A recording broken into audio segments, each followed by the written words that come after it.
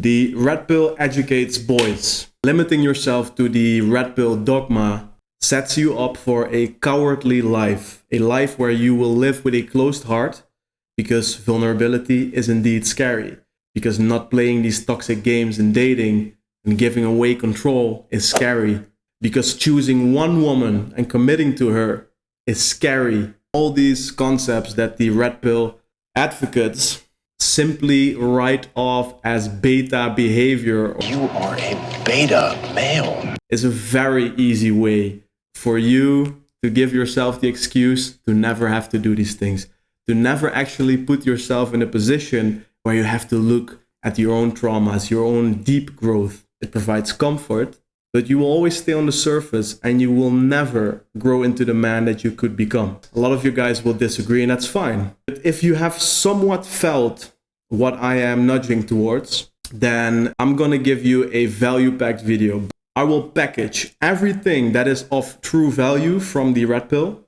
I'll separate it from all the garbage that's attached to those statements, so you can take that package and move on, that you will not be one of these resentful, cowardly men that will never grow into their full potential.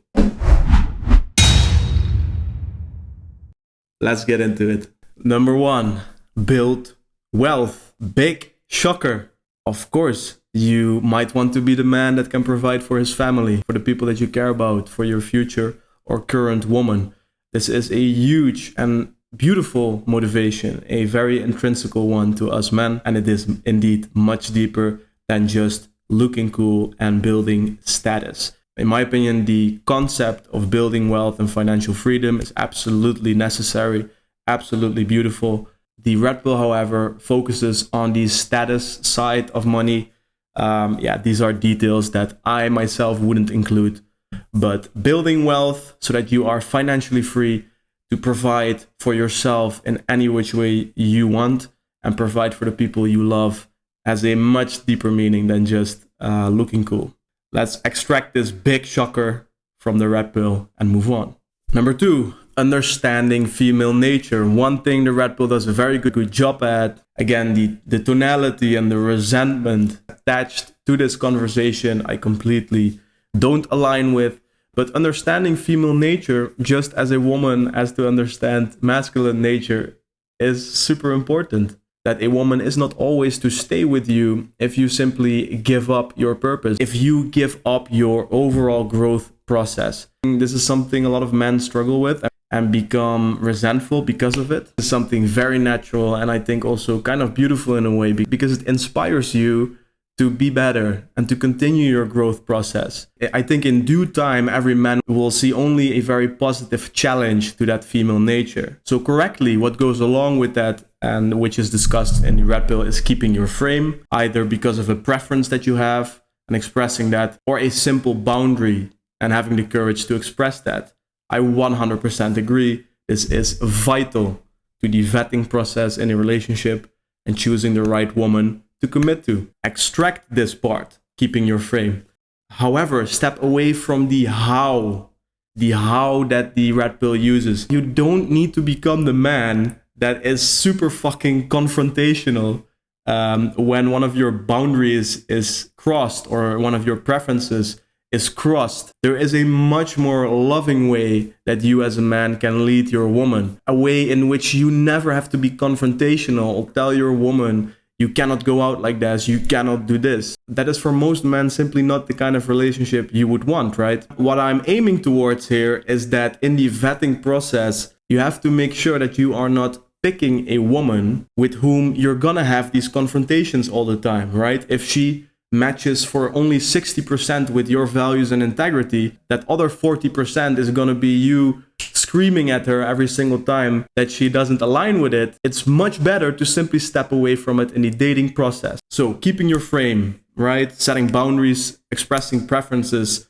extract it from the red pill. Detach yourself from the how the red pill advocates you to do that, because it doesn't need to go in this confrontational, I am the alpha type of way. I am the alpha leader. Because that is not going to be the relationship a true man wants to commit to in the first place. Number 3, get good with women, understand polarity, understand seduction, understand game. These skills are very important for you to get to a place of choice, to choose a feminine, caring, high value woman. And that is really the goal here.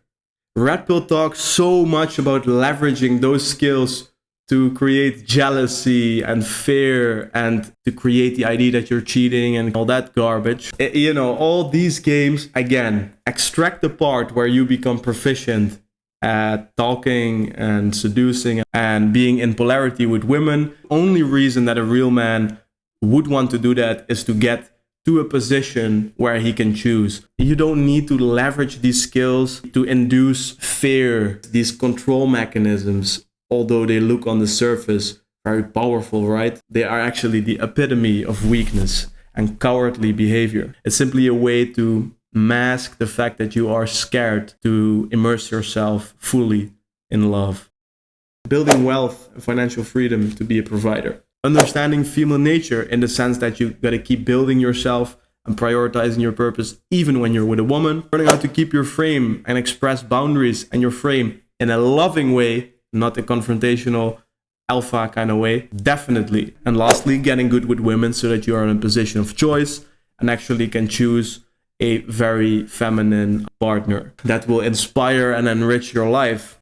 So now that you know what is of value within the red pill, let me highlight what you have to avoid being even slightly influenced by that is constantly being talked about in the red pill. The red pill is really going off the rails and them promoting singlehood, getting vasectomies in a man's 20 and getting to a body count of 50 as a man. That would be signals of a high value man. It's quite disturbing and laughable, frankly, that these things are included by the biggest guys in the red pill as ways to being a high value man. This is simply the mentality of a 18-year-old boy, right? To sleep with as much women, avoiding commitment, and in that sense also avoiding that you ever have to look at your own emotions as you start challenging each other naturally in a long-term commitment, avoiding this whole beautiful path of growth and sharing your life together. Getting a vasectomy, I mean, quite speechless on that one. I don't even need to say anything about it, I guess. Please don't. Another one is vulnerability in the sense of expressing your emotions in any kind of way that's a sign of weakness. Vulnerability being the number one sin in the red pill community, basically saying that as a high value man you will be closed off for the rest of your life, even with your woman. Understand that you'll never be able to build a meaningful connection that way, right? What the fuck is going on here? You're not being vulnerable, she's not going to be vulnerable. She will stay more in her masculine. She will never feel safe enough to express herself fully. So what are you doing here together in this relationship? Please do not feel pressured in any kind of way that you, being a man who's fucking killing it in life, right? Who's fulfilling all his masculine duties, building yourself up immensely, that if you shed it there, that your woman will be out the door. It's quite sad, to be honest. Then another one is playing all these games in the dating process, ghosting her, to hiding your true feelings, to thinking that asking her to be in a relationship with you is weakness. All these overanalyzations of what you are experiencing in your life, building a connection with a woman, to second guess those and then micro control your actions and behavior. It's just another way that you are completely kidding yourself and will only scratch the surface of love. And frankly, the word love or passion or emotions, even though they play a huge fucking role in falling in love and having a loving relationship, they are never mentioned within the red pill. And that should be a big red flag to you as a man who's trying to grow into something more. That the red pill is just a very, very limited place to immerse yourself in. And then lastly, the overall resentment, right? And you know, all this resentfulness, anger, sadness is not going to help you find a good woman. It's not going to help you build a meaningful relationship. And quite frankly, this resentfulness and anger goes synonymously with the red pill. So take these things away from the red pill and discard all the other things Please move on. If you truly want to become a real man who's gonna attract a real woman and build a beautiful family and live a life of financial abundance and simply a high quality life, isn't that in the end what we're doing this all for? Move on from the red pill after extracting these very obvious concepts you need to understand as a man. Go learn from stoicism, go learn from spirituality, go learn from David Data and his work. Go out in the world and open your heart fully. Fall in love. Learn how to make a woman feel emotionally safe. Understand your energy and feminine energy. Discover the feminine traits that you have to express those in a masculine way instead of suppressing them in a very feminine way. Go in this direction. Discover, have fun, and learn through the rawness of life. And for now, that's it, man. See you in the next one.